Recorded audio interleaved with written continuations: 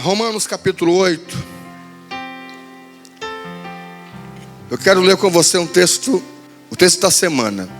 Toda vez que você me vê com essa Bíblia antiga, alguém tem essa Bíblia aqui? Ela é bem antiga. Alguém tem ela? É antiguinha, né? Tem umas historiazinhas. Sempre que quando você me vê pregar com essa Bíblia, tem uma coisa diferenciada, tá? Essa é a Bíblia que eu oro desde muitos anos. Eu sempre escolho uma Bíblia, escolhi essa, está toda surradinha. E essa é a Bíblia que eu oro para orar, que escolho para orar com ela na minha sala de oração, no meu lugar secreto. Em casa, nós tivemos um projeto, quando construímos nossa segunda casa, de separarmos uma sala, um lugar especial, que nós entramos lá, inclusive, sem sapato, só de chinelo, só de meia ou descalço, só para orarmos. Acho isso muito interessante. Um homem de Deus já disse que a cozinha tem um fogão especial lá, né? Tem uma área especial para o fogão, para a geladeira, né? A gente constrói uma garagem para o quarto, não é? Aliás, uma garagem para o carro, para guardar o carro, né? Para não pegar chuva, sol. E nós não separamos, embora toda a casa pertence a Deus, mas nós não separamos o lugar para nós termos o nosso devocional com Deus. Eu não acompanhei isso, mas a minha mãe contava de que ela tinha lá, como católica romana, ela tinha um lugar lá na sala, uma parte da sala, um altar com muitos santos. E lá todos os dias ela dizia que acendia as velas dela. Ninguém mexia naquele altar dela, não é? E ela era um lugar reservado para ela fazer as rezas dela e ter o seu momento de meditação ou de reza na época como católica. E aí nós, cristãos evangélicos, a gente não pensa nisso, de ter um lugar para nós orarmos. Não, Deus está em todo lugar, a gente ora em qualquer lugar. Eu conheci uma pessoa que dizia: eu nem paro para orar. Eu vou correndo, vou orando, vou comendo, vou orando, vou dormindo e vou orando. E aí ele ia orando e hoje está desviado. Então eu acho difícil essa coisa de ir correndo e orando, e caminhando e orando, e almoçando e orando, não é? E hoje está desviado aí fazendo tolice. Então isso é perigoso. Eu acho que nós temos que parar. Assim como a gente para comer, para conversar, tem coisa que a gente precisa parar, não é? Repensar a vida, repensar o nosso Deus, o que nós estamos fazendo de nós, assim por diante. E aí,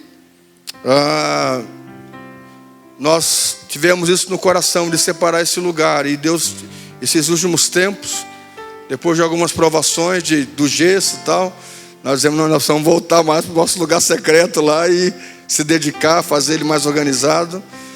E Deus, no sábado, na sexta de manhã, me trouxe uma palavra especial e depois eu quero compartilhar com os irmãos. Mas antes eu quero ler o texto da semana, até para não fugir disso, porque é um tema maravilhoso, é redenção. Eu quero ler com os senhores então, Romanos capítulo 8. Esse texto por si só fala, não é? Eu gostava muito de uma frase da Valnice Milhomes, que ela dizia: a Bíblia diz o que ela quer dizer. E eu concordo plenamente com essa fala. Das poucas coisas que eu concordo com ela, eu concordo com isso. A Bíblia diz o que ela quer dizer. Quer dizer, então a Bíblia está aqui. É o que está dizendo aqui, é isso aqui, não é? Se eu disse esses dias, se eu não conseguir pregar, não souber, não tiver capacidade de transmitir, se eu ler o texto bíblico, isso já é muita coisa, tá? Então, Romanos capítulo 8, o tema dessa semana é redenção. Vamos lá? Diz o seguinte: agora já não existe condenação para as pessoas que estão unidas com Cristo Jesus. Pois a lei do Espírito de Deus é que nos trouxe vida por estarmos unidos com Cristo Jesus. Nos livrou você da lei do pecado e da morte. Deus fez que a lei não pôde fazer, porque a natureza humana era fraca. Deus condenou o pecado na natureza humana, enviando o seu próprio Filho, que veio na forma da nossa natureza pecaminosa, a fim de acabar com o pecado. Deus fez isso para que as ordens justas da lei pudessem ser completamente cumpridas por nós que vivemos de acordo com o Espírito de Deus e não de acordo com a natureza humana. Essa é a palavra de Deus. Queridos, esse tema é um tema extraordinário sobre redenção. Se você tem o seu informativo, redenção é alguém que devia alguma coisa, alguém que adquiriu uma dívida. E aqui existe o exemplo de Boaz e Ruth, de que eles estavam com a família toda endividada. Você sabe a história de Noemi, que perdeu tudo e voltou para Belém, e eles não tinham mais nenhum recurso, ela viúva, sem os filhos, e um parente próximo, por lei, poderia assumir a dívida, quitar a dívida. Isso é remissão, é você pagar a dívida do outro, é você remir, é você quitar a dívida de uma outra pessoa. E na lei mosaica havia essa determinação: se um parente por alguma situação se endividasse, ficasse sem recursos para pagar, então uma família poderia abarcar aquela dívida, absorver aquela dívida, mas aquela pessoa ficava à disposição daquela pessoa que pagou a dívida. De alguma maneira, aquela pessoa que a dívida foi paga, ele pertencia a quem pagou, de alguma maneira. Mas por outro lado também, já que a pessoa, o remidor, pagava a dívida, a pessoa que recebeu o benefício do pagamento, ele tinha direitos na herança do remidor. Com ele vinha o direito de usufruir dos benefícios que o remidor tinha quando assumia a dívida e assumia a pessoa. É a mesma coisa de que alguém, uma criança que está por aí, sem pai, sem mãe, e aí alguém vai lá e adota a criança. Ele assume a criança e registra como filho. Agora essa criança pertence a uma família. E por lei ele tem direito na herança, nos benefícios da família, embora não sendo um filho biológico. Mas já que houve uma questão de assumir e uma questão documental por direito, mesmo não sendo biológico, ele tem direito na herança. É mais ou menos assim. E isso aconteceu com Ruth, com Noemi, com Boaz. E isso aconteceu conosco. Nós, por causa do pecado, estávamos separados de Deus. Nós fizemos uma dívida com Deus. Nós contraímos uma dívida contra Deus por causa da nossa desobediência, do nosso pecado, da nossa velha natureza pecaminosa.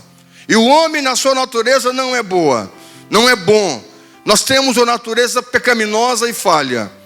E a nossa dívida então era com Deus. Algumas pessoas dizem, informativo colocou isso muito bem, de que algumas pessoas acham que Jesus pagou a dívida para o diabo. Não, nós não devemos do diabo. O nosso contrato não foi com ele. O nosso compromisso não foi com ele. O acordo estabelecido não foi com o diabo. O acordo estabelecido foi com Deus. Foi Deus que disse: vocês fiquem aqui, desfrute de tudo isso. Isso aqui é de vocês, mas não quebrem esse acordo. Não comam daquela árvore, não façam isso, ok? Combinado? Combinado. E eles foram lá, quebraram o acordo com Deus. Eles quebraram uma aliança com Deus, ficaram em dívida com Deus. E é interessante que no processo da remissão, só alguém próximo, quanto mais o parente mais próximo, melhor para ser o remidor. E aí é magnífico nós entendermos a grandiosidade de Deus. O que Deus faz para tratar essa situação? Deus se aproxima de nós, se tornando homem. Olha o mistério da cruz. É apaixonante servir a Deus. É apaixonante a mensagem da cruz. É apaixonante o processo da salvação. É importante nós entendermos o que Deus faz pelo homem. Para nos redimir, de alguma maneira, Ele tinha que estar próximo a nós. Tinha que estar ligado a nós, compreender a nossa humanidade. Deus poderia, claro, dar um decreto e tudo bem, mas como as coisas sempre se trabalham por princípio e tinha que ter proximidade, o que Deus faz? Deus vem à terra, através de Jesus, e se torna homem. E o verbo se fez carne. Lembra? Eu amo esse texto. João capítulo 1. E o verbo se fez carne e habitou entre nós. O verbo se faz carne. A palavra Deus se faz carne. Deixa o seu trono de glória, se faz carne. E se torna homem. E se torna próximo a nós. Então Jesus, ele é o nosso parente. Ele está próximo a nós. Ele é semelhante a nós na natureza humana. Aí então, ele consegue compreender o que nós sentimos, o que nós passamos. Tudo que você puder imaginar de que você como humano e eu como humano sentimos, frustração, tristezas, angústias, ira, raiva em algum momento, decepção, desilusão. Jesus passou por isso. De alguma maneira, com tudo isso, ele se aproxima de nós. Com esse sentimento, com essa natureza humana, ele se aproxima de nós e nos compreende. E quando ele morre na cruz do Calvário, quando ele se entrega na cruz do Calvário, e aí ele dá o brado que tudo está consumado, de fato está. A dívida foi selada, a dívida foi paga. Hoje nós temos livre acesso a Deus. Não temos mais dívida nenhuma com Deus. Nós temos livre acesso a Deus. Qualquer pessoa, qualquer ser humano, qualquer pessoa de qualquer parte do mundo, que dizer: Senhor, eu reconheço que sou pecador, e reconheço que há poder no teu sangue, para me purificar do meu pecado, me receba como Salvador da minha vida. Ele te recebe, não importa o que você tenha feito, não importa por onde tenha andado, quantos anos, a sua dívida já foi anulada, a sua dívida foi paga. Jesus, ele pagou a dívida que nós não tínhamos condições de pagar. Só alguém com posses poderia pagar uma dívida, cara. E pense, o pecado de toda a humanidade não tinha dinheiro, não tinha carneiro, não tinha bezerro, não tinha animal que pudesse suprir o tamanho da dívida. Mas pense o quanto é valioso o sangue de Jesus. Quando o sangue de Jesus é derramado por nós na cruz do Calvário, se configura a nossa redenção. Hoje nós somos redimidos, e redimidos nós temos direito na herança de Deus. Nós somos co-herdeiros com Cristo. Nós somos herdeiros do Pai. Você pode melhorar o seu aplauso? Faça isso. Isso é apaixonante. Diga para o seu irmão: não se condene. A dívida foi paga. Tem pessoas que dizem: não adianta, eu sou pecador, eu não consigo, eu vou para o inferno, eu sou o verme, eu sou o bicho de pé, eu sou um pecador, um trapo. Você é cordeiro de Deus, querido. Para com essa tolice, tá? Tá bom?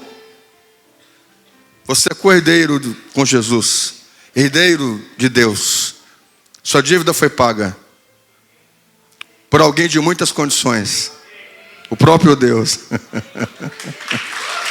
Aleluia. Muito bom. Mas deixa eu ir lá com você, me perdoe por isso, mas eu gostaria de ler um texto que Deus falou muito ao meu coração. Lucas 24. Não estou dizendo que estou fugindo do texto da semana, mas eu preciso ler com você esse texto, porque para mim foi muito impactante. Lucas 24 é o terceiro livro do Novo Testamento, e é interessante porque esse texto, ele também vai... Quer repaginar para mim lá, por favor, pessoal do Data Show, Lucas 24? Quem sabe recoloca para mim lá? Pode manter redenção, não tem problema, só põe para mim Lucas 24. Eu preciso ler esse texto, e verso 13. De alguma maneira esse texto tem a ver com o tema da semana. De alguma maneira esse texto tem a ver com o tema da semana. Lucas capítulo 24, versículo 13. Olha o que a palavra do Senhor nos diz. Por favor, preste atenção. Olha que texto apaixonante. Que texto maravilhoso de Lucas, capítulo 24, verso 13. Naquele mesmo dia, 2 seguidores de Jesus estavam indo para um povoado chamado Emaús. Diga Emaús. Ficava a mais ou menos 10 quilômetros de Jerusalém. Eles estavam conversando a respeito de tudo que havia acontecido. Diga, de tudo que havia acontecido. Enquanto conversavam, discutiam, o próprio Jesus chegou perto e começou a caminhar com eles. Diga, Jesus começou a caminhar com eles. Mas alguma coisa não os deixou que eles o reconhecessem.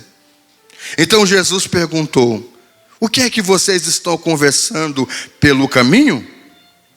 Eles pararam de um jeito triste, e um deles, chamado Cleopas, disse: será que você é o único morador de Jerusalém que não sabe o que está acontecendo lá, nesses últimos dias? O que foi? Perguntou ele.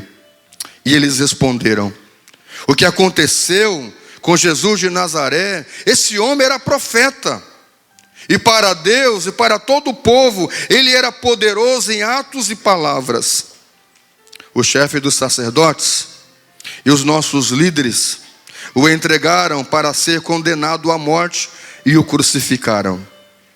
E a nossa esperança era que ele fosse quem iria libertar o povo de Israel.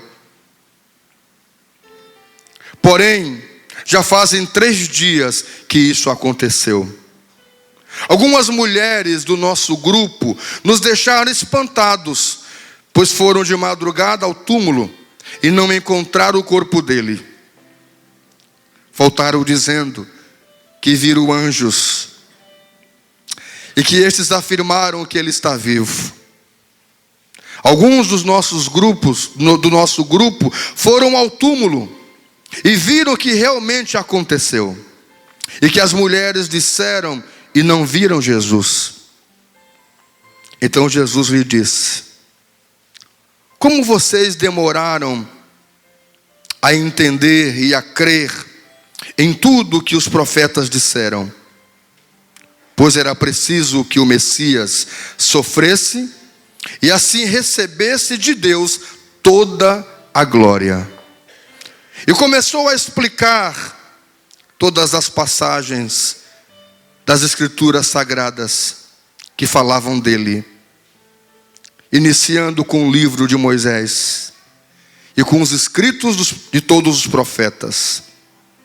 Quando chegaram perto do povoado onde iam, Jesus fez com que iria mais longe, mas eles insistiram para que ele ficasse, e dizendo: fique conosco, porque já é tarde e a noite vem chegando. Então Jesus entrou para ficar com os dois, sentou-se à mesa com eles, pegou o pão, deu graças a Deus, partiu o pão e deu a eles. Aí os olhos deles foram abertos e eles reconheceram Jesus, mas ele desapareceu. Então eles disseram uns aos outros: não parecia que o nosso coração queimava dentro do peito quando ele nos falava na estrada e nos explicava as Escrituras Sagradas? Tem alguém com aquele violão que eu pedi, não? Pode vir aqui e tocar para mim. Só vai ali para mim, por favor. Você pode fechar os olhos só um instante, por favor? Oh, Espírito de Deus. Jesus está aqui nesta noite, meus irmãos. Talvez seus olhos não estejam abertos para ver. Talvez seu coração esteja insensível para senti-lo. Mas Ele está aqui. Ele está aqui nesta noite. Há uma canção muito antiga, quando eu comecei a ler esse texto, que me veio à mente e eu coloquei ali para tocar, e Deus me remontou à minha infância. Eu quero que você escute esta canção. Se você sabe, cante. Permita que Deus fale ao seu coração nesse lugar. Adore a Ele. Sinta o seu amor. Perceba que Ele está aqui nesta noite. Perceba a sua presença. Perceba o seu agir nesse lugar. Perceba o seu toque. Perceba a sua fala. Se você sabe, cante com a gente. Divino companheiro no caminho, tua presença sinto logo ao transitar. Vi, já dissipaste toda a sombra, já tenho luz, a luz bendita do amor. Se você sabe, cante conosco. Fica, Senhor, já se faz tarde. Oh, que coisa boa. Tens meu coração para pousar. Faz em mim morada permanente. Fica, Senhor, meu Salvador. A sombra da noite se aproxima, e nela o tentador vai chegar. Não me deixe só no caminho. Oh, meu Deus. Ajuda-me até chegar. Cante, queridos. Fica, Senhor, já se faz tarde. Convide Jesus hoje. Tens meu coração para pousar. Faz em mim morada permanente. Fica, Senhor, meu Salvador. Fica, Senhor, já se faz tarde. Levante sua voz e diga: tens meu coração para pousar. Faz em mim morada permanente. Fica, Senhor, meu Salvador.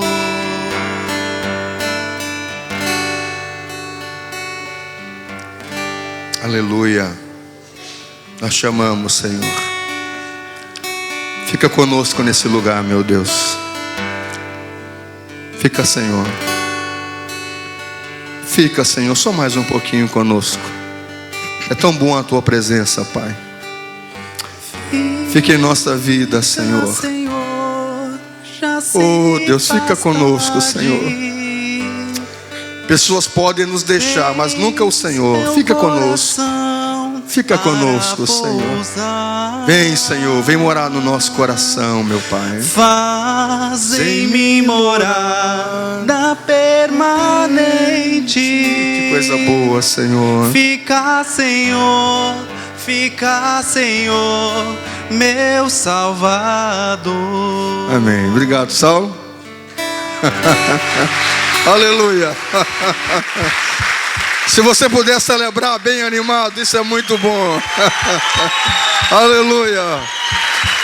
Diga palavras de adoração a Ele, palavras de louvor a Ele. Essa canção talvez para alguns seja um estranho, não é? Essa é da Jovem Guarda Evangélica. É muito bom, muito bom. Pense que chorei sábado, sexta de manhã. Sábado, né? Sábado, foi o café sábado? Mão Pedroso? Foi sábado, né? Pense que era 6 horas da manhã, eu estava lá, meu Deus, lembrando da minha infância. Isso é muito bom, muito bom. Essa Bíblia me acompanha e momentos como esses também. Escute uma coisa. De alguma maneira esse texto tem a ver com o nosso tema. Por quê? Por que esse texto tem a ver com o nosso tema? Porque é um domingo. É um domingo à noitinha. E 2 discípulos, alguns teólogos dizem que eles faziam parte dos 70 apóstolos, discípulos, não é? Jesus tinha os 12 discípulos, tinha os 70 e depois tinha os 120. Esses 2 faziam parte dos 70. E eles iam caminhando em direção a Emaús, não é? Ali, a distância de 12 quilômetros de Jerusalém, e já era a tardinha, a noitinha, e eles iam conversando, entristecidos, contando o episódio.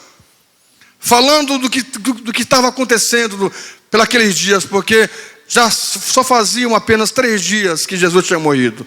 Não esqueça que Jesus morreu na sexta-feira, às 3 da tarde. Ele foi crucificado, não é? E às 3 da tarde ele deu o brado e ele perdeu a vida, encerrou-se. Mas ali iniciou a redenção. Então, era muito recente o luto. Era muito recente o sentimento de tristeza. E eles iam falando disso. Eles não tinham entendido o processo da redenção. Eles não tinham entendido o projeto de Jesus para a vida da nação, para a vida do ser humano.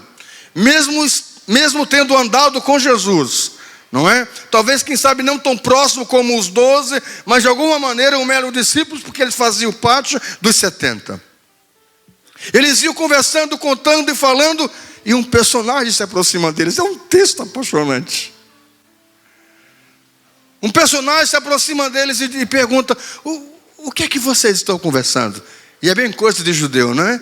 Sempre começa o diálogo por uma pergunta: o que é que vocês estão conversando? O que é que vocês estão dizendo? Qual é a conversa de vocês? O que é que vocês estão falando? E o texto vai dizer que eles pararam assustados, espantados, extasiados, entristecidos. Algumas versões vai dizer profundamente entristecidos, e disseram: para onde você anda? Quem é você? Você é um ET? Você é de outro planeta? Onde é que você estava?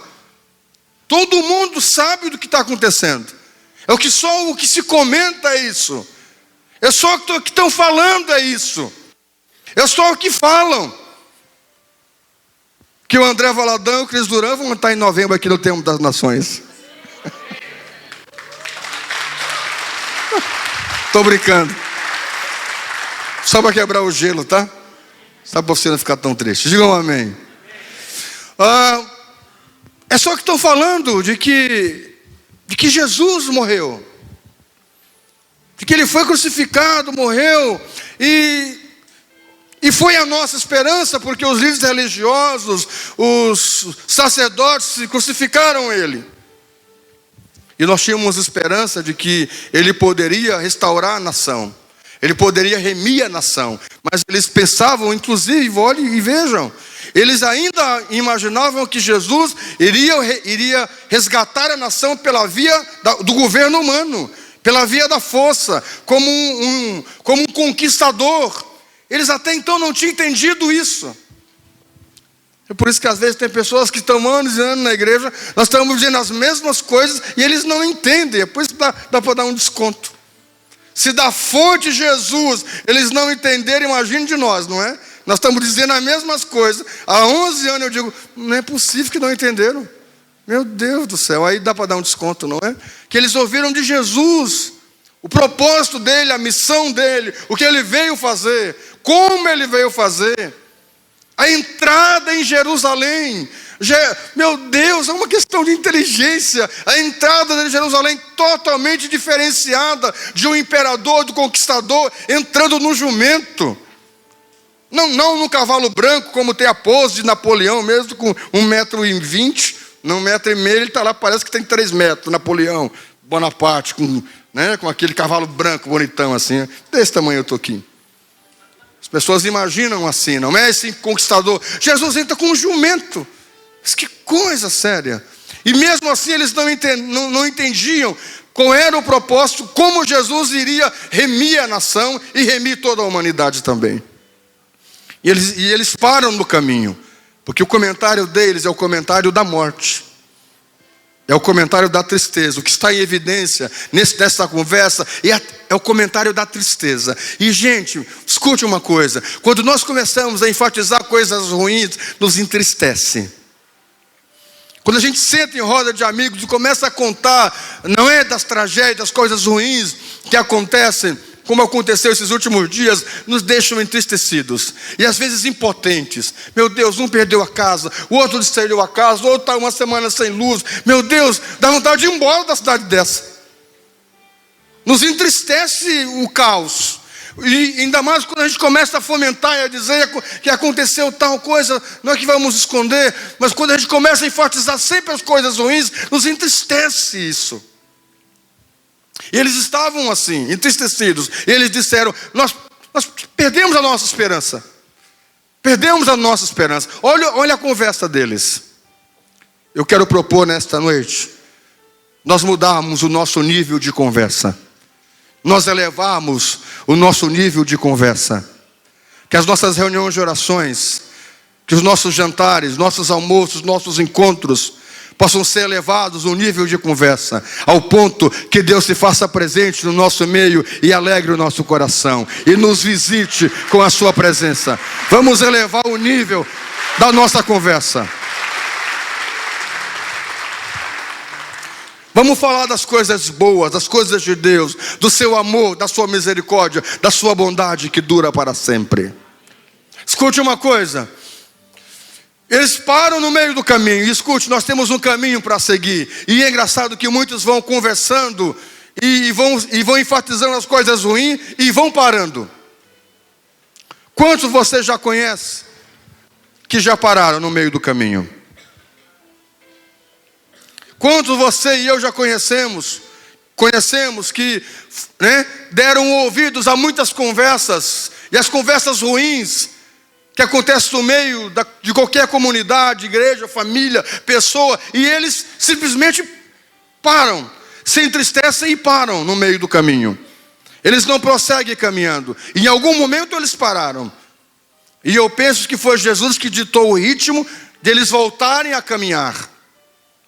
Eles começaram a dizer: você não sabe o que está acontecendo. Hoje já é domingo. E é engraçado que as mulheres do nosso grupo, elas foram hoje de manhã. Isso era à noite, à tardinha. Hoje de manhã elas foram no sepulcro. Interessante, mas chegaram lá, disse que viram anjos e que Jesus não estava mais lá. E os discípulos foram lá e comprovaram essa história, mas eram mulheres. Não dá para confiar muito na palavra de uma mulher naquela época. É uma mulher que está falando. Inclusive algumas igrejas hoje têm dificuldade de ouvir alguém dizer que alguém é uma pastora. Você imagina há 2000 anos atrás. As pessoas têm dificuldade de ouvir, às vezes, não é? Uma mulher. É mulher. Mulher não dá para crer muito o que ela diz. Elas disseram que foram lá e o túmulo estava vazio, mas aí foram outros discípulos e viram que ele não estava lá, mas os anjos apareceram para elas, de acordo com elas, e disseram que Jesus ressuscitou, mas não sei. E Jesus vai caminhando com eles, e alguns estudos vão dizer que Jesus estava de fato diferente. A Bíblia, em algumas versões, e essa minha, diz que eles por algum motivo não observaram que era Jesus. Alguns teólogos vão dizer de que Jesus, como ele estava iniciando o seu estado de glória, porque estava ressurreto, ele estava diferente. Por isso também não o perceberam na fisionomia, porque ele estava em estágio de receber a glória. A glória plena ele recebe quando ele entra nos céus. Quando os anjos dizem que entre o Rei da Glória. Quem é o Rei da Glória? O Rei da Glória é o Senhor Jesus. Abram-se as portas para que entre o Rei da Glória. Aí ele recebe a glória plena. Lembra? Aí ele senta à destra de Deus. Aí ele recebe a glória plena. Ele está em estágio de receber a glória. porque ele está ressurreto. E alguns teólogos dizem que, de forma metafísica, o seu corpo há diferenças. Ele não está exatamente como ele morreu. Não só pelo aspecto de ter sido crucificado e ter sido muito judiado no corpo e tal, com o corpo dilacerado. Não, ele estava diferenciado no seu físico. É o que dizem alguns teólogos. Mas poxa, quando você está com alguém 3 anos e meio, mesmo que mude o olho, mesmo que mude o nariz, mesmo que mude a sobrancelha, mesmo que faça algum que puxa aqui, que puxa lá, você conhece a voz, você conhece a pessoa. Mesmo que diminua a orelha, mesmo que aumente o cabelo, mesmo que faça alguns esquemas, diminui as bochechas, diminui o nariz, aumenta o queixo, faz alguma coisa assim, mas você está diferente, mas eu sei quem é você. Eles não entenderam que era Jesus. Jesus estava diferenciado. Digam amém. Eu amo esse texto. Eles vão caminhando e Jesus vai dizendo: mas era necessário que isso acontecesse. Vocês não se lembram de que Moisés já falava disso, os profetas já falavam disso, e Jesus começa a trazer à tona todo o ensinamento da palavra. E mesmo assim eles não percebem que é Jesus. Mas Jesus está indo ali caminhando com eles.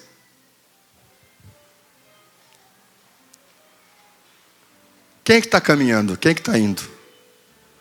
Caminhando eu vou para Canaã. Hoje eu estou meio saudosista, não é? Hoje eu estou meio saudosista. Meu Deus, me ajuda.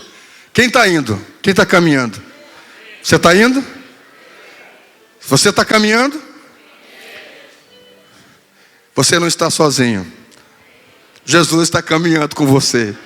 Mesmo que você não o veja. Ele está caminhando com você. Mesmo que você não o perceba. Você está indo no caminho, nós estamos indo em direção a Deus. Nós estamos indo em direção a um ideal.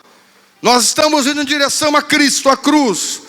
Nós estamos indo em direção a Jesus, ao porvir. Nós estamos caminhando.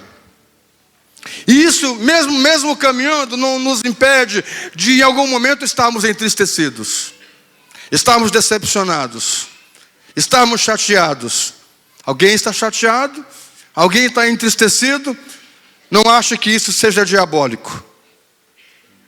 Vem cá que eu vou te ungir. Vem cá que eu vou te ungir, porque um crente não pode estar triste. Vem cá, deixa eu pôr um óleo aqui, porque o crente não pode estar triste, porque senão é demônio. É demônio, um crente não pode estar triste. Vem cá, deixa eu derramar o sal, o óleo aqui. Deixa eu ungir aqui, eu vou ungir. Me pega lá 1 quilo de sal, cisne, que eu vou ungir aqui. Me dá um sal. Crente não pode ficar triste, não pode, porque é diabólico. Deixa eu ungir, deixa eu derramar um óleo aqui. Deixa eu derramar um óleo. Olha que óleo, que coisa boa. Mas tem umas pessoas assim? Não, crente não pode ficar triste. É diabólico, é demoníaco. Porque crente é quase um querubim ungido. Para lá, Satanás. O último querubim ungido se foi. Se tornou Lúcifer. Nós somos seres humanos. Nós podemos ir caminhando e mesmo assim nos entristecermos, nos chatearmos, porque somos humanos, nos decepcionarmos, em algum momento até dar uma paradinha, só uma paradinha, tá? Pode até dar dizer, Senhor, é isso mesmo que o Senhor tem para mim? Aí Jesus diz, vamos lá, é sim. Lembra que a Bíblia dizia de que aí Jesus nos toma pela mão ou pelo braço e Ele nos conduz a continuar o nosso caminho. Porque você não pode ficar totalmente parado. O que você não pode ficar para sempre triste. O que você não pode ficar para sempre abatido. Lembra que a Bíblia diz? Perplexo, entristecidos, abatidos, mas não destruídos. Em hipótese alguma, não destruídos.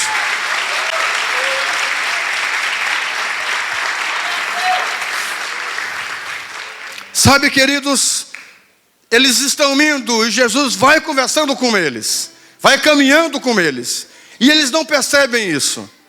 Nós somos humanos e nós temos essa coisa do humano, mas também nós somos um ser espiritual e nós queremos muito, a certeza da presença de Deus. Se é um culto em que ninguém chora, se tem um culto que ninguém chora, que ninguém faz de siriri, que ninguém faz um mistério, parece que Deus não está nesse culto. Né? O ser humano tem essas coisas. Se não chorar, parece que Deus não estava presente na minha oração. Que engano nosso. Bobinhos como nós somos, não é? Tem gente que ainda tem isso em mente. Se não gritar, se não chorar, se não desmaiar, se não cair no chão, Deus não estava ali. A presença de Deus não estava ali. Você lembra do profeta na caverna? Lá no monte?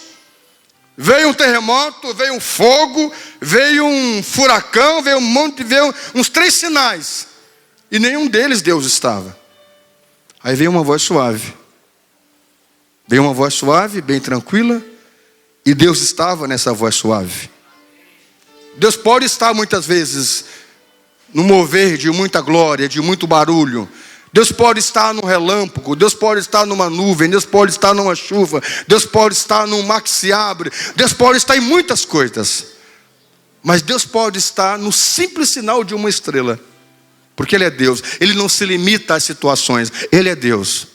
Mas uma coisa eu garanto, Ele está conosco nesse lugar. Eu não tenho dúvida disso. Ele está conosco nesse lugar. Ele está com você.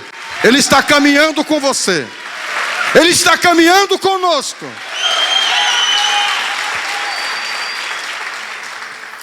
Escute uma coisa, eles vão caminhando, vão seguindo. E eles chegam na casa que eles iam parar, os dois. E o que mais? E a Bíblia fala do Cleopas. Alguns vão dizer que Cleopas era primo de Jesus. Era parente próximo de Jesus. Alguns teólogos dizem que Cleopas, inclusive, era primo de Jesus, em primeiro grau. E mesmo assim, ele via Jesus de uma forma diferente. Bom, isso é uma outra pregação.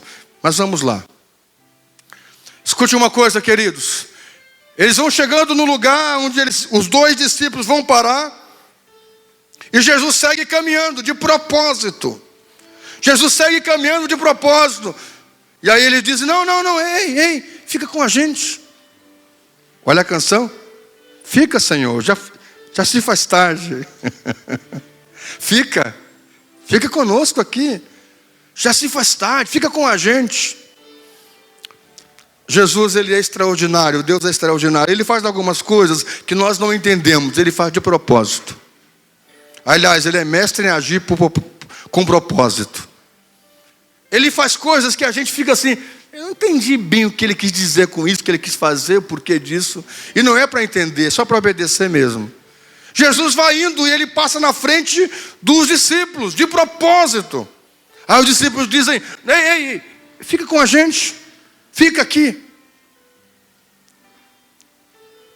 Às vezes, Deus permite, em algum momento, Ele se ausentar de nós, para que nós possamos procurá-lo, para que nós possamos chamá-lo, porque Ele está sempre nos chamando, e nós pouco obedecendo. Às vezes acontece coisa em nossa vida, que Ele passa na nossa frente, e nós perdemos a presença dEle, para nós dizermos, opa, eu estou me sentindo só. Jesus, faz dias que eu não percebo o Senhor comigo. Vem, Jesus, vem cá, Senhor. Às vezes Deus nos permite passar por situações para nós irmos lá e dizer, Senhor, vem cá, vem, Senhor, vem aqui. Vem, eu quero a tua presença, eu quero a tua companhia. Senta comigo aqui, conversa comigo, me visita. Faz tempo que eu não derramo minhas lágrimas aos teus pés. Faz tempo que eu não escuto a tua voz. Faz tempo que eu não tenho o teu abraço. Vem cá, Senhor, vem. Às vezes Deus nos permite se distanciar de nós para nós chamá-lo, porque Ele está sempre nos chamando.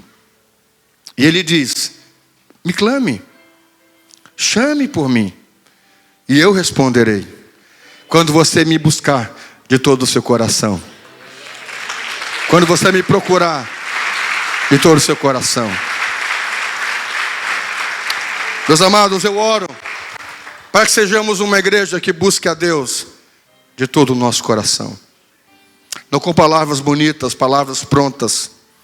Não com formalidades, mas de todo o nosso coração. Se nós formos uma igreja que ame a Jesus, de todo o nosso coração. Isso fará diferença principalmente em nossa vida, em nossa família. Nós precisamos buscar a Deus de todo o nosso coração. Você que aqui está, busque a Deus de uma forma desesperada, de todo o seu coração. É como um pai ou uma mãe de família que ele luta para sustentar a família e não deixar que ele faça nada, que lhe falte nada.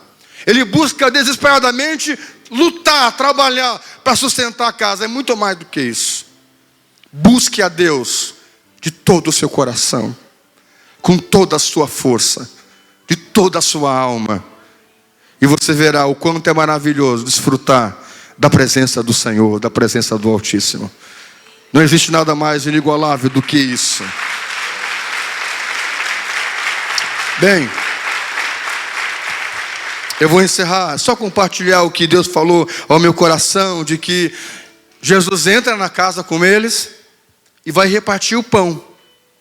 Ele é o convidado, e geralmente quando alguém é um convidado em nossa casa, a gente diz, dê graças, não é? Sempre quando alguém vai na minha casa, eu digo, dê graças pela janta, pelo almoço. Sempre quando eu vou a uma casa e sou convidado, as pessoas querem que eu dê graças porque eu sou convidado. Sempre permita que o convidado dê graças, a menos que ele não queira. Mas isso é um bom costume. Tem gente que senta e diz, podemos começar a atacar. Nem dá graças, coisa triste, não é? Eu fico espantado com esses irmãos. Mas são poucos, aqui já não tem mais assim, amém? Aqui todo mundo dá graças, entende que é importante isso. Vamos lá, pessoal. Ele pega o pão e ele dá graças. E quando ele dá graças, eles percebem que é Jesus, porque a forma como ele faz.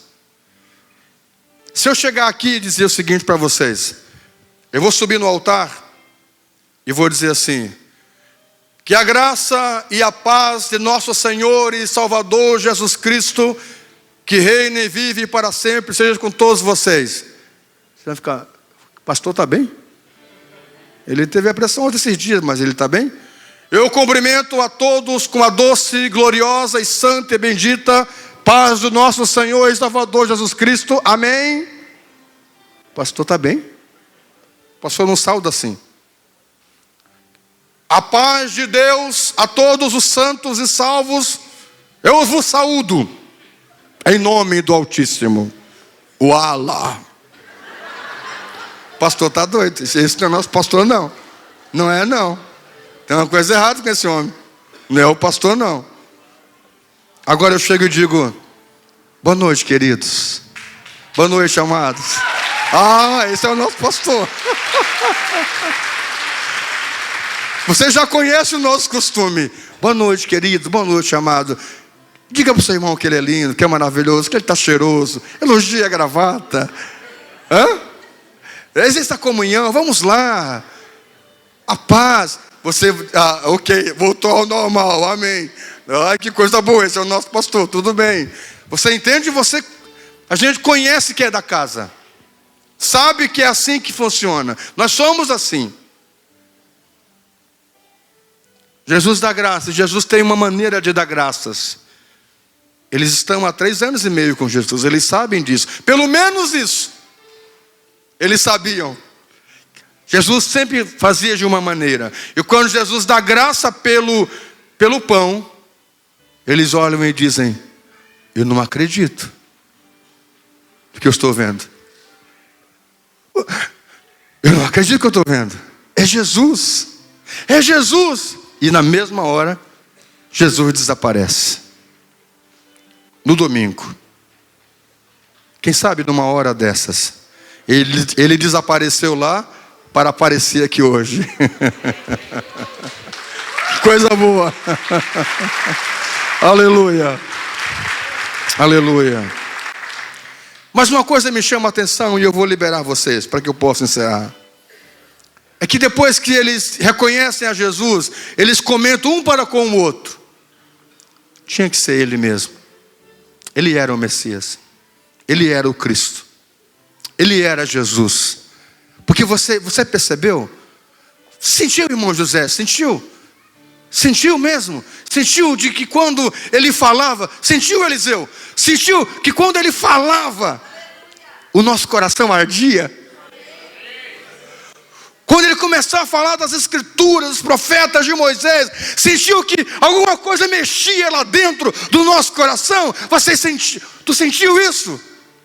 Eu imagino que os dois, com lágrimas nos olhos, disseram um para o outro: eu sentia. De fato, nós estávamos caminhando com o Messias e nós não tínhamos percebido. De fato, era ele. Você pode aplaudir Jesus? Por favor, faça.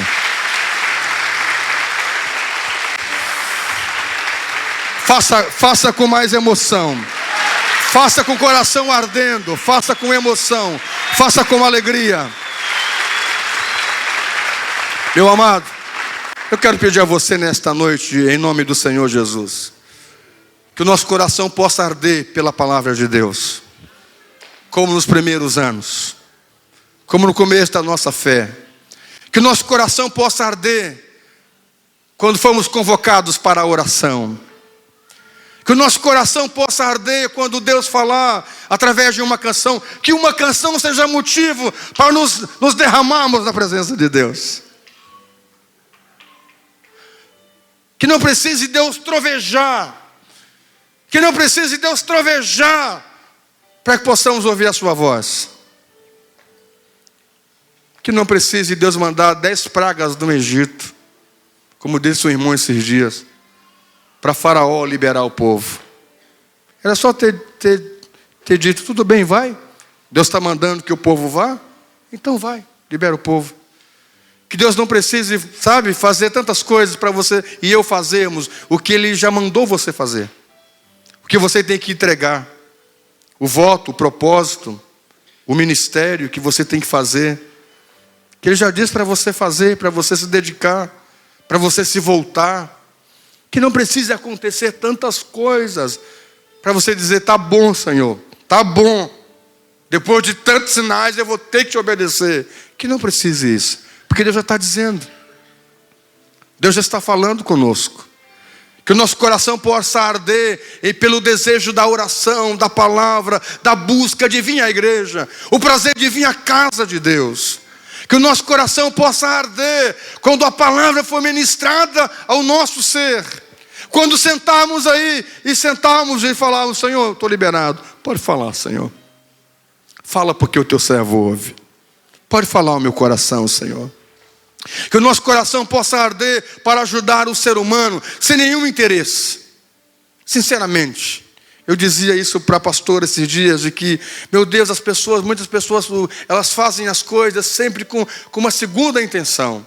Será que não existe pessoas nesse mundo que façam alguma coisa assim, que, claro que você pode, como poderia explicar? Você faz um bem para alguém, não espera, não é? Sem ver a quem, não espera, mas se viesse um elogio, que bom, que bom. Mas às vezes as pessoas sempre fazem uma coisa para esperar um benefício próprio. Aí eu te dou, mas eu sei que tu tem que me dar depois, não é? Que nós pudéssemos fazer essas coisas sem nenhum interesse. Não, eu estou dando uma cesta básica. Não é porque eu vou me candidatar a vereador e aí eu estou fazendo isso já para mim conquistar a pessoa para o futuro. Eu já faço isso porque eu amo fazer isso. Você me entendeu? É mais ou menos assim. Eu estou vindo à igreja, estou trabalhando, estou aqui, estou lutando. Não é porque eu anseio ser um pastor auxiliar. Não, se vier amém, eu já faço isso porque eu amo fazer isso. Eu amo o que eu faço. Eu falava para o pastor Arnoldo esses dias de que hoje eu recebo um salário, mas muitos anos eu preguei, muitos anos, eu prego desde 9 anos, que nem a passagem de ônibus as igrejas me davam. E eu ia com o mesmo amor que eu prego hoje. Eles me chamavam para pregar e nem a passagem de ônibus e me davam para mim pregar.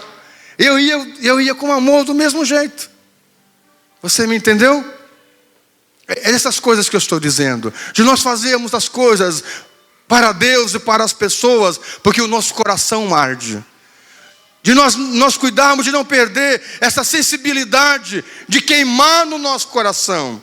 Quando subimos ao altar, já estou acostumado a pregar, estou acostumado a cantar, a dançar. Não, nós sempre subimos com esse zelo, com esse temor, com essa sinceridade, sabe? Porque estamos fazendo para Deus, para as pessoas, fazemos o melhor. Voltarmos ao jejum, voltarmos à oração. A época que nós jejuávamos assim, né? Fazíamos semanas de jejum de propósito, por uma causa, por uma situação, jejuávamos e clamávamos. Aí passa o tempo, a gente vai deixando essas coisas, que nosso coração possa voltar a isso, possa arder pelas coisas de Deus, que essa igreja seja apaixonada por Jesus, que nós sejamos apaixonados por Jesus, que o nosso coração possa arder por almas, que o nosso coração possa arder por pessoas, que o nosso coração possa arder por vidas, que nós possamos pensar assim: estou indo para a igreja. Hoje mesmo pela manhã, foi uma função aqui. Eu estava pregando de manhã e a Israel queria vir comigo para o culto de manhã. Domingo passado ela quis vir, eu digo: não, mano, descansa, fica em casa, vai dormir, fica. Só tem domingo para descansar, fica em casa. Sábado ela vai a mim, eu sempre. Eu digo: não. E eu não trouxe ela domingo passado. Quando foi esse domingo eu disse: tá, então assim, eu vou te chamar, mas não vou assistir. Mas insiste, que eu quero ir para o culto de manhã, eu quero. Ok. Ela chegou em casa, estava no aniversário de alguém aqui da igreja, chegou bem tarde. E aí, quando amanheceu o dia, eu fui lá na cama dela e eu chamei 2 vezes, Rá, e ela quieta. E eu orando para que não respondesse mesmo, né? E eu, Rá, e ela... Eu digo: é o sinal de Deus. Para ter a consciência limpa, né? Saí. Eu estou aqui pregando. 9h40. Eu pregando para os irmãos aqui, pregando. Quem estava de manhã aqui? Até os irmãos me ajudaram com o telefone. Eu aqui, o telefone acompanhando a hora, e começo a receber ligação de casa. Digo: meu Deus, 9h30, me ligando de casa, o que aconteceu? Qual foi o gesso que caiu agora? Qual foi o bole que estourou agora? Quem foi o cachorro que morreu? Meu Deus do céu. Aí eu digo: meu pai do céu, o que será? Aí deu o telefone para o assistente: meu irmão, vai lá, me liga para casa, o que está vendo lá? E o irmão não sabia mexer no telefone, não sei o que deu. Tentou ligar, não conseguiu, voltou de volta. O irmão Cláudio estava aqui, cadê ele? Está aí não. O irmão Cláudio veio para dar uma força aqui, e aí comecei a receber mensagem: seu chato. E eu pregando e aqui vendo: seu chato, o senhor não tem palavra, cadê a sua palavra? Eu estou entristecida, angustiada, abatida, decepcionada. Parecia conversa, achei que fosse a mãe dela que tinha escrito. Digo: que isso? O senhor, aí eu entendi que ela era porque ela falou o senhor, né? Eu digo: tá, que ela, né, pode chamar de senhor, mas não precisa tanto assim, só entre nós. Deixa assim. E aí ela disse: o senhor prometeu que iria me acordar e não me acordou, e eu estou aqui em lágrimas. Aí colocou aquele monte de carinha, chorando assim. Pense que eu me concentrando, pregando e vendo aquilo. Barbaridade. Pense em alguém que ama estar na igreja, é a Israel. Tá ali, tá aqui gravado, tá ali a mensagem: seu estragador de sonhos. Eu estava com a roupa pronta, tinha que ter insistido. Eu estou aqui angustiada, meu coração está ferido. Eu digo: meu Deus, olha alguém que ama a igreja. Eu nunca tinha visto. Ela me mandou um monte de assim, com uma conversa, um linguajar bem. Pai, eu digo, e aí me desconcentrei todo. Aí fui até que terminei o culto. Digo: meu Deus, fui voando para casa. Chego lá, ela na cama, emborcada, assim, deitado na cama. Aí eu fui lá abraçar ela: nem adianta querer agora me conquistar. Mas é uma festa rara, né? Agora nem adianta mais. Dando uma de gostosa assim: nem adianta mais. Já fez da burrada. Mas olha só, já deu a furada. Não adianta mais consertar agora. Eu digo: meu amor, não vem com meu amor. Mas que coisa séria, né? Não vem com essa conversa de meu amor. E deitado assim de costas, eu agarrado com ela, beijando: meu amor, o pai te chamou. Não me chamou, não insistiu. Eu estava disposta, eu estou ferida, magoada. Exato, que conversa, né? Olha, foi uma luta para resolver isso aí, gente. Rapaz de Deus, eu tive que remar muito para usar de psicologia, de Espírito Santo, dos anjos. Não foi fácil, ela estava... Daqui, ó, daqui as mensagens. Rapaz de Deus, pensa alguém que ama a igreja. Ama a casa de Deus. É uma criança. Eu acho que nós temos que ser assim, gente. Sabe? Deu 6 horas, vamos lá, vamos se arrumar, vamos para a igreja, vamos servir a Deus, vamos cantar, vamos orar, vamos servir, vou levar meu dízimo, minha oferta, vamos celebrar o Senhor, vamos lá todo mundo. Essa coisa de o coração arder para vir à casa de Deus. Alegrei-me quando me disseram, vamos à casa do Senhor. É mais ou menos isso. Que Deus nos abençoe. Que nós possamos amar ao Senhor cada dia mais. Que o nosso coração possa arder por Ele. Pela sua palavra, pelas pessoas, pelas almas, pelas vidas. Isso é redenção. Redimidos, vamos levar remissão a outros. Se coloque em pé, por favor.